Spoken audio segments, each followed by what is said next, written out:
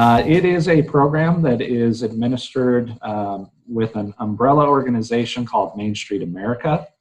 And it ultimately is a community-driven revitalization strategy based off a 4-point approach. So that is one of your take-home tests, is understanding that Main Street has a 4-point approach. And that is broken down into a handy acronym that you can think of as DOPE. So design, which is really creating an atmosphere that's attractive in your community. Flowers, banners, keeping things clean, building designs, facade improvements. Organization is about building leadership and partnerships across your community. Promotions is about marketing the district, having events that draw people downtown and into businesses, and really that is experience economy.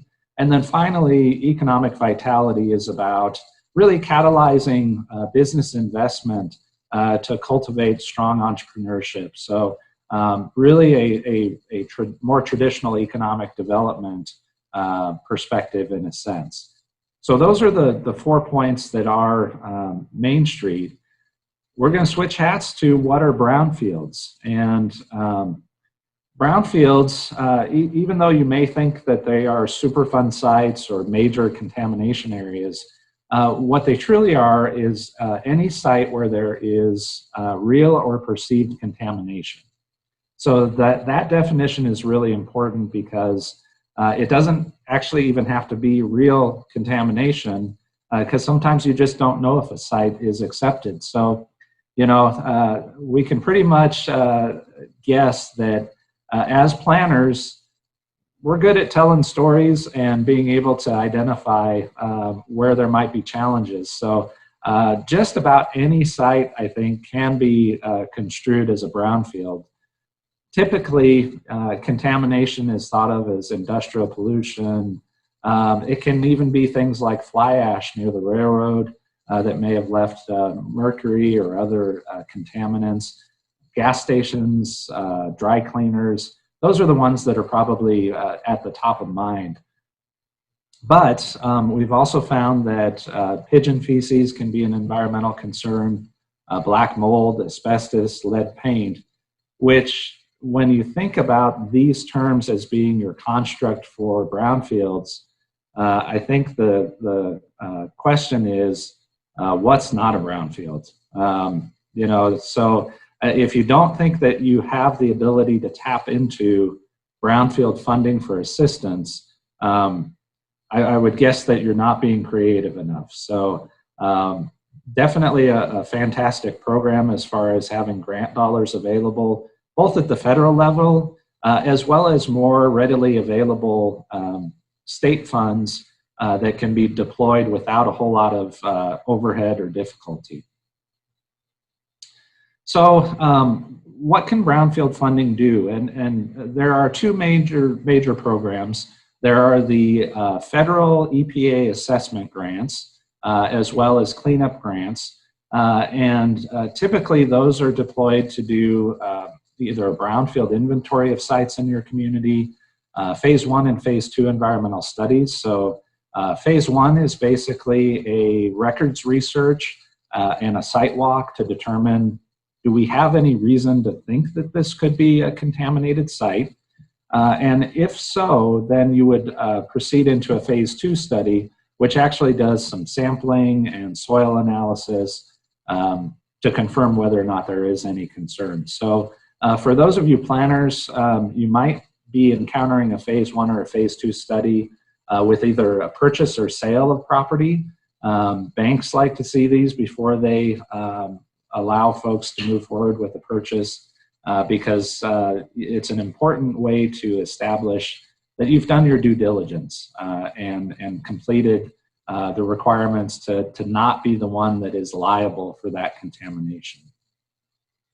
Brownfield grants can also do cleanup and remediation planning. So, you know, many of the types of things that we get involved with in planning, redevelopment strategies, and that gets into the area-wide planning is what EPA calls it.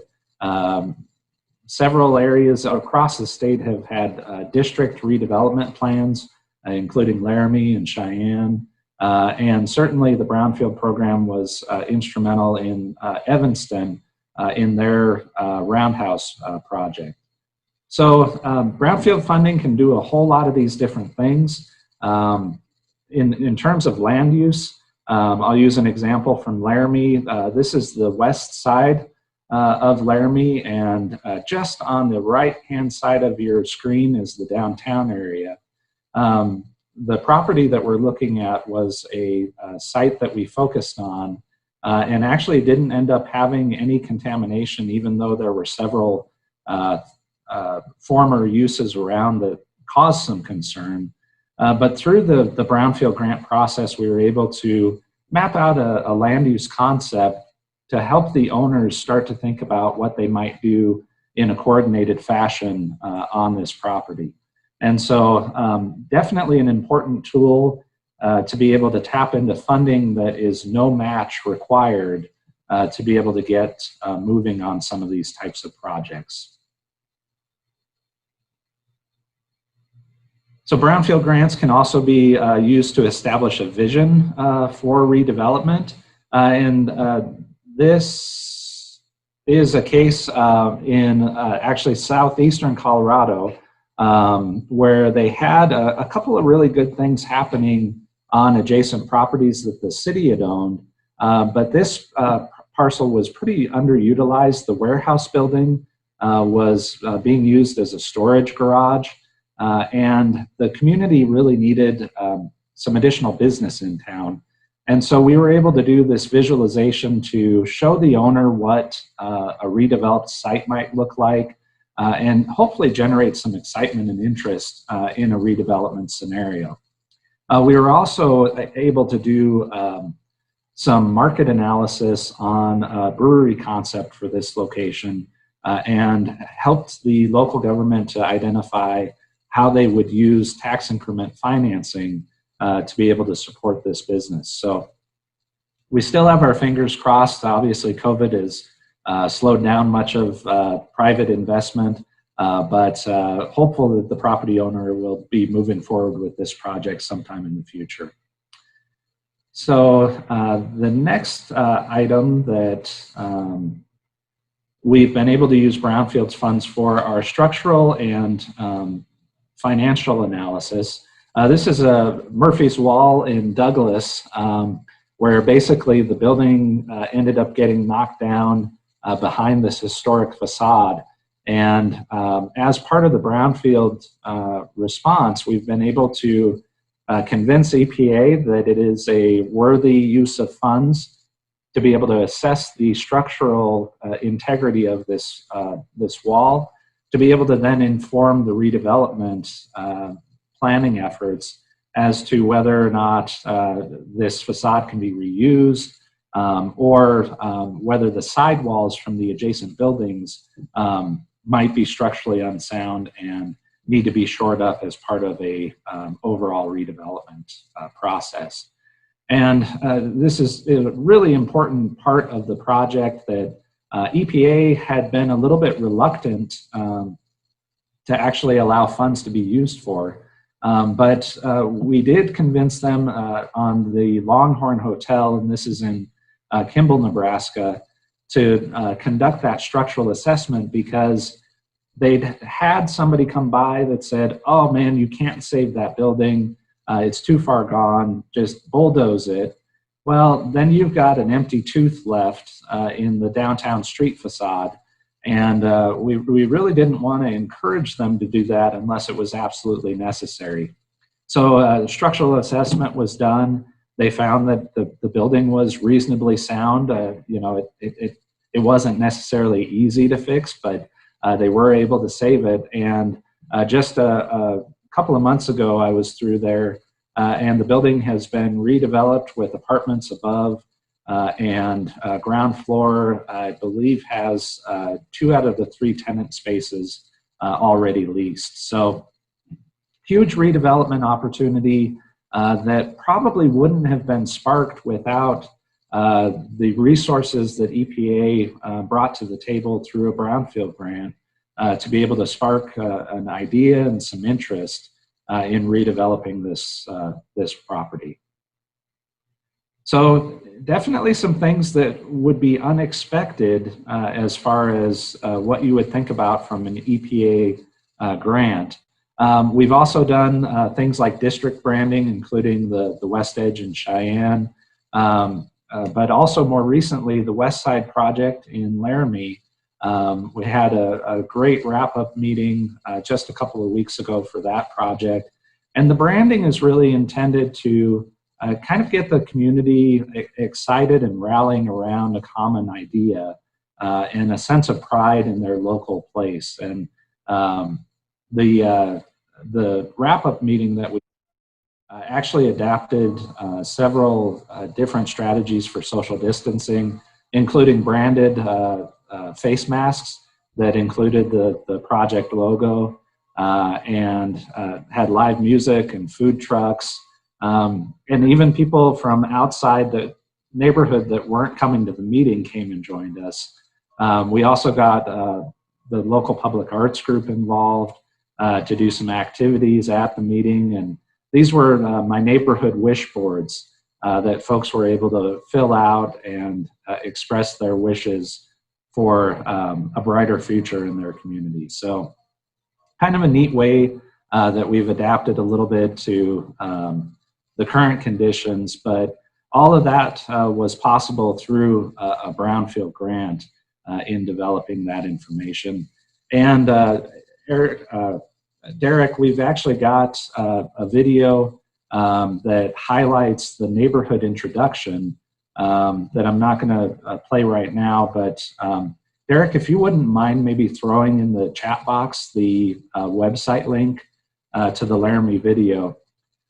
This district branding really goes in and helps to express what the values of the neighborhood are, so that if future developers come in, they can have a sense of how to blend in rather than just coming in and taking over the neighborhood. The furthest limb that we've gone out on as far as Brownfield funding to date is a streetscape plan. And we actually held a public meeting during the spring with what's called a Conveo meeting platform. And we were able to use Brownfield funds to basically get feedback from the community on the design and character for their downtown streetscape. And so in using video technology to be able to create introductory videos, we then were able to basically use this platform to ask a series of questions as to how folks would like their streetscape to be redesigned. Now, streetscape may seem like a bit of a stretch for a Brownfield project, but ultimately there were several buildings along the corridor that needed to be redeveloped. And so we wanted to find out from the community the best way to have infrastructure support that redevelopment. And so using this platform, we were able to kind of get folks to rank priority issues that they were concerned about, and then ultimately dive into the overall character of the districts. And essentially, what we did was we broke the street into about 4 different character areas, and then we're able to explore that with the community to make sure that we were on the right track, and give them an opportunity to weigh in on some of the design features associated with the different districts. So we had the River District, the Landmark District, the Crafted District, which was more of a artisan industrial district that we were looking at. So really stretching the boundaries of what you might think of as a traditional Brownfield project into something that is really necessary for Main Street redevelopment. So that's a little bit about how we've stretched Brownfield funding. Obviously, all of us are struggling with the new normal of COVID-19, and you know, it feels like we're in problem-solving mode 100% of the time. You know, every day is a new adventure or a new grant program to try and figure out an application for. You know, on the consulting side, we've been in that same boat as well. And one of the things that innovation we've been able to launch in our Windsor downtown Main Street area is this idea of a virtual shopping trip. And not sure how many of you have seen the 3D real estate tours that are offered nowadays, but we actually deployed this technology in 3 of our Main Street businesses to be able to give people an opportunity to navigate and browse through the individual stores and then basically call in their order or stop by and pick it up, but kind of minimizing that social contact within the stores. And we actually did receive a grant to be able to do an additional round of 15 additional tours in the stores geared towards the holiday shopping season. So adaptation is important, and being able to kind of think outside the box is essential during these challenging times. So some of these things, if you guys are in charge of Main Street or a downtown district, are highlighted in a publication that Colorado Main Street has put out called The Main Thing. It highlights some of the strategies like reframing the outdoor spaces. Right now we're looking at different adaptations to be able to deal with the onset of winter and social distancing, including one concept that my colleague David Land helped to design using greenhouses, little residential sized greenhouses to basically place on the sidewalk and have individual dining rooms, so to speak, during the winter that are somewhat insulated and useful during the colder weather months. So be watching for some of those resources. But we did produce a how-to guide on outdoor spaces, as well as PPE, and I think there's a winter adaptations one up now as well. So if you're interested in those, just Google DOLA Main Thing, that's Department of Local Affairs in Colorado, and it should take you to those resources.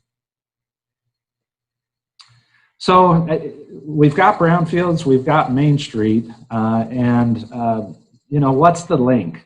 Well, in economic or in Main Street terms, we talk about economic vitality. We want our businesses to be successful. We want our buildings filled. We want people walking the streets and spending money in our stores. Well, isn't that the same thing as activating contaminated spaces? So it seems strange to me that there is such a disconnect between Brownfields and the Main Street approach. And so bringing that together was something that was really at the top of my mind earlier this fall. And what we did was created an adaptations workshop.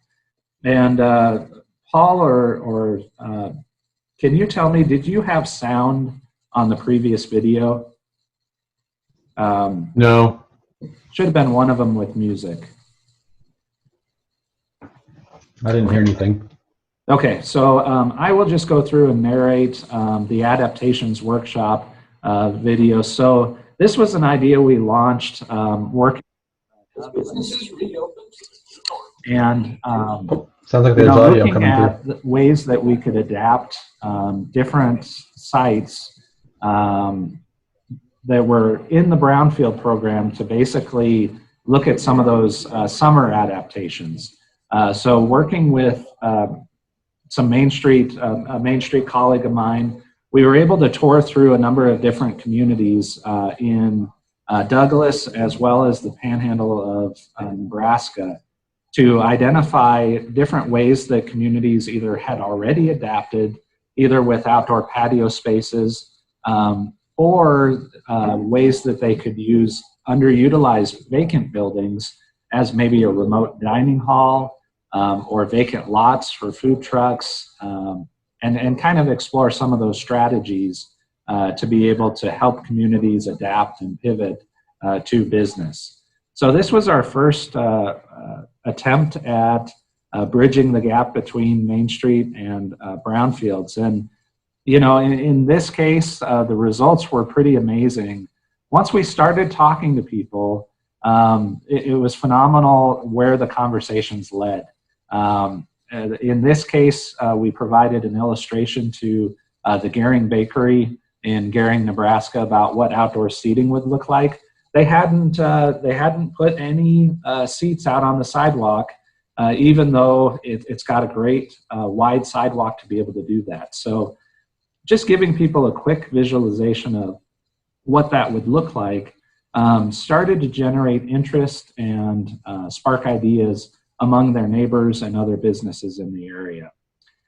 We were also able to discover several different businesses that were in need of brownfield assistance. So this is the Heirloom Market in Bayard, Nebraska, which looks like Chip and Joanna, you know, moved to Nebraska as far as picking up their shop from Waco, Texas. And this is a great renovated bank building. But as we were talking with the owner about Main Street issues, she said, hey, I've got this back lot that I'm interested in redeveloping, and I'm looking at putting in a coffee shop. Can the Brownfield program help me? And the great thing is that using those tools, she was also interested in buying the building next to her. And so we were able to identify several tools that she could use, including the environmental assessment, which is kind of your basic tool, structural assessment to make sure that the roof was in good shape, financial pro forma to figure out if the price that she was paying per square foot could be generated, the lease could generate enough money to cash flow her business expansion. We're actually going to be working on a courtyard visualization on this property, as well as an idea to provide a design for a marketplace street design. So the idea here is that they could have a farmer's market or a pop-up market able to line the street and maybe fill in this courtyard. And just being able to visualize that concept is a huge step forward for getting this idea to get some traction. So the next step, this property owner already implemented this concept in a temporary fashion, holding a heirloom fall market with vendors. I think there were over 40 vendors at the event at the property in support of this concept. And so one of the innovative outreach strategies that we're looking at exploring is this concept of pop-up brownfield activation. So many of you have probably heard of tactical urbanism, where you take a street and you narrow it down with temporary features and kind of illustrate what a street reconfiguration project might look like. We're proposing to do the same thing in vacant brownfield buildings to illustrate what reactivation of those interior spaces could look like. So kind of a fun thing. This is some imagery from a project we did in Lake City, Colorado. Small town that had a old gas station that they wanted to convert into a music venue and recording studio. And just the power of the visualizations is huge to be able to convey a message to people. But the in real life component, once we can all do that again, of having a pop-up event in this location, I think will really seal the deal. But not to undersell the graphics and elements of this project that were provided, the packaging that we were able to demonstrate and put together actually was so moving that the property was put on the market, and a investor purchased this property within about a month of this vision being launched. So Pretty neat story, even during the height of COVID, that people are still looking to be inspired by planning and the work that we all can do. And this is just an image of 3 different elements that we provided for that redevelopment project. It had a music theme to it, so the lower image is the executive summary that we packaged into a 45 record liner jacket. And then we also did provide a feasibility study for the economics of the project, as well as an overall strategic plan with pretty outstanding branding to go along with it. So all of these types of tools, while this project itself was not a brownfield project, it could certainly have been the type of deliverable that a brownfield funding could provide to a community, if you have a site-specific area that you're looking at. So the takeaways today are really that the 4-point approach of Main Street is a really great way to think about redevelopment. On the design side, for brownfield practitioners, redevelopment visualizations are a huge tool to be able to start activating brownfields. You can do things like streetscape plans, structural assessments, architectural analysis. So many different tools that you have the ability to deploy. On the promotion side, you can do district branding. We actually had combined a brew fest with one of our brownfield public meetings for the streetscape project. And I was amazed at how much great feedback we got after people had had a beer or two. I've always been a little shy of mixing public meetings and alcohol, but it actually opened people up and got them talking to us, and we never would have heard from many of those voices had we not been at the Brew Fest. As far as organization, creating partnerships and leveraging resources between a Main Street or a downtown organization and the city that may be running a brownfield program, it just gives you that much more opportunity to connect with people, bringing resources to the table and moving forward with some of these key initiatives. And then finally, Main Street is great at business prospecting. They know the buildings that are vacant. They know the businesses that are looking to expand. And so creating some of these financial tools and working together is a great way to move forward with redevelopment success. So if you're a Main Streeter, things to remember: almost anything can be considered a brownfield. It's amazing how many times people say, well, gosh, I never had any idea that was a brownfield. Well, that leads us to our second point. Don't get bogged down by the science. Derek will tell you on a recent presentation that my environmental scientist missed the Zoom link, and I was trying to explain what the contamination was or was not. And I think I did an okay job, but everybody was scratching their heads at the end of the presentation. So as planners, it's not your job to necessarily know all of the science. That's what the engineers are for. So, and finally, if you're a Main Streeter, stay big picture. Don't worry about the hoops and all the steps, because again, those details are able to be handled by other people working on the project as long as you've got a partnership. But the Main Street vision needs to be the driving force ultimately. If you're a brownfield practitioner, embracing the 4-point strategy as a brownfield tactic is really important, because if you just focus on the science, you lose out on the connection to the business and redevelopment that is so critical to success.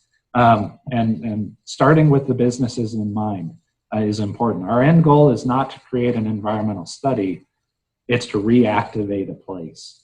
And be sure to tap into the Main Street locals as your boots on the ground. Again, they know the businesses, They know the building owners and can be a great resource towards advancing redevelopment. So with that, that is a quick and dirty overview of Brownfields and Main Street and how the two interact. And I'd be happy to open it up to any discussion or questions that folks might have. Thanks, Matt. So yeah, we're open for questions. If you have a question, we have a pretty small group, so you may be able to just you know, open up and talk. But go ahead and let's just open it up. Oh, and yes, Kevin, sorry. Yes, it is being recorded, and it will be available afterwards to watch. I'll have that up on the WYOPASS website here in you know, a day or two.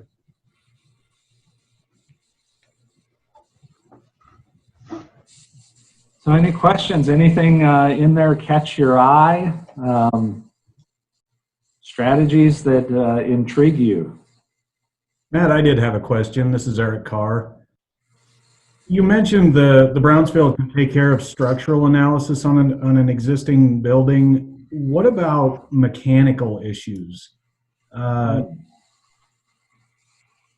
We've got a building that we are fairly certain is sound, but what we're running into are enormous mechanical costs to bring that, one, up to code, and two, to an efficiency level that would be sustainable for the building, if that makes any sense. But could that potentially be sought after?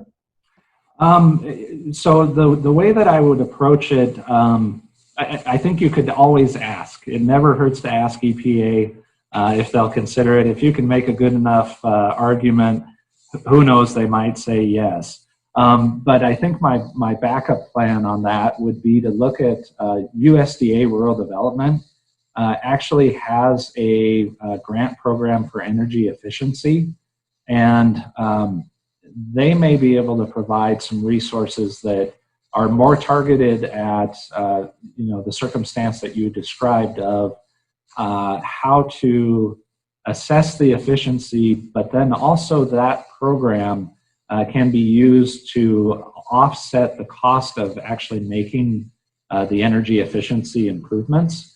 So, you know, as long as you're in a smaller community that is considered rural, which I think pretty much everything but Cheyenne and Casper would fall under that in Wyoming, that program can actually do things like roof repair, window repair, utility upgrades, high efficiency heaters, and things like that. So definitely check that resource. As far as the Brownfield grant, though, we oftentimes include a component called resource road mapping, which basically looks at different grant strategies that could be applied to either a redevelopment project or you know, how to identify those additional sources. Great question. Adaptation is something I think most of us are struggling with. The changes in the especially with the retail and commercial marketplaces. I think a lot of us are starting to see more and more big boxes, and of course the regional mall situation is really becoming critical in a lot of companies. How are you approaching, or what, since these will all fall under the category of adaptive reuse, or in many cases, depending on the age, brownfield remediation, how are you going to look at approaching big box remediation, or even a full-on region, what used to be a functional regional mall? What direction do you think we're going with these? Yeah, and I'll take a little bit of an example from Main Street. So that building in Kimball, Nebraska, that I highlighted as one of our structural assessments, you know, there is not a need for more commercial space in Kimball, Nebraska. You know, it is a very small community. They actually just had their, what was it, the Shopco closed, and so they have plenty of space for commercial buildings to go into. And so we had actually initially looked at a zoning analysis of the Longhorn building to identify if there was a need for, or a reasonable way to retrofit that with residential on the ground floor. And that brings up a whole lot of concern from a Main Street perspective. You definitely don't want to lose the retail activation of your storefront windows on Main Street. And so we actually looked at partitioning off the back half of that building with access points from the side alley to provide for an opportunity of ground floor redevelopment, because that's where they were seeing the market demand. People weren't looking for offices. They weren't necessarily, at least we didn't think they were looking for retail space. But I think the same condition probably will apply in more suburban big box environments, where you're probably going to see a change of use start to take over in some locations where residential is viable at this point, whereas commercial space, we've been overbuilt for a long time, and I think we're going to see some major changes soon. And I see that Derek has posted the Brownfield website with the link. So thanks, Derek, for providing that in the chat box. I'd encourage folks to go ahead and take a look at that. Again, with any grant funds, I think we are sometimes put into a box as to what we think those grants can pay for. But I would encourage you to always be in close communication with your project official, and always ask, because you never know when they might say yes, and you can do something that you otherwise wouldn't have had the funding to do. And I think that was the experience that we had in Laramie with the West Side, was this grant really provided us with resources to explore the neighborhood character, contamination, and a redevelopment vision. Yeah, Matt, I was just going to say, like, I think to emphasize that point for you and help you out here is, I mean, there was a lot broader direction we were able to go with the assessment grant than we originally thought we could go with. I mean, we were new to the process and new to the grant application, and so understanding that even better as we got through the process allowed us to, I think, change course a little bit. Maybe that's what you had more in mind still, Matt, when you started, but definitely allowed us to do a lot more than just the science part of it.